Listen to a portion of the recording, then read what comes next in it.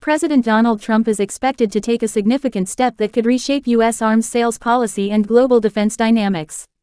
According to a U.S. official and multiple sources familiar with the matter, the administration is preparing to reinterpret a 38-year-old arms control treaty in order to allow the export of advanced military drones, including Reaper-style unmanned aerial vehicles. This move would represent a major shift in how the United States approaches the international sale of such weapons systems and would open the door to lucrative deals with key allies in the Middle East, Europe, and the Pacific. At the center of the debate is the Missile Technology Control Regime, or MTCR, which was established in 1987 to prevent the proliferation of unmanned delivery systems capable of carrying nuclear weapons. Under the current guidelines, the United States has maintained strict restrictions on the sale of drones that can fly long distances while carrying significant payloads. Reaper drones, formerly known as MQ-9s, fall into this category and have therefore been largely prohibited from being sold to foreign governments outside of a very small number of exceptions. Trump's reinterpretation would alter this standard by downgrading how such drones are classified, essentially making them easier to export to close partners. One of the most immediate beneficiaries of this policy shift would be Saudi Arabia, which earlier this year formally requested the purchase of over 100 MQ-9 drones.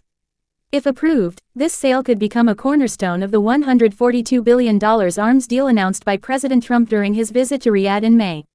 Beyond Saudi Arabia, several U.S. allies in both Europe and the Pacific have also expressed strong interest in acquiring these systems, particularly given growing regional security concerns and the desire to enhance surveillance and strike capabilities.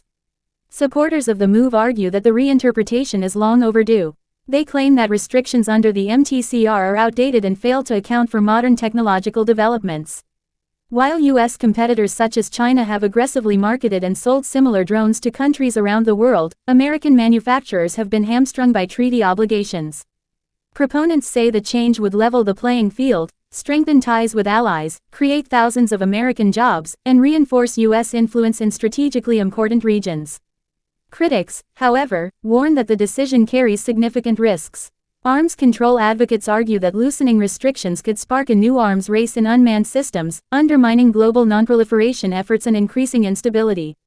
There are also concerns that American drones could be used in ways that run counter to U.S. interests or international law, particularly in conflict zones where civilian casualties have already raised serious questions about drone warfare. Some members of Congress are expected to scrutinize the move closely, raising the possibility of political battles ahead. As the Trump administration finalizes its plans, the decision could mark a turning point in U.S. arms control policy. By reinterpreting decades-old treaty obligations, Washington is signaling its intention to prioritize strategic partnerships and economic gains over traditional arms control limitations. The outcome will not only shape America's defense industry but also influence the global balance of military power for years to come.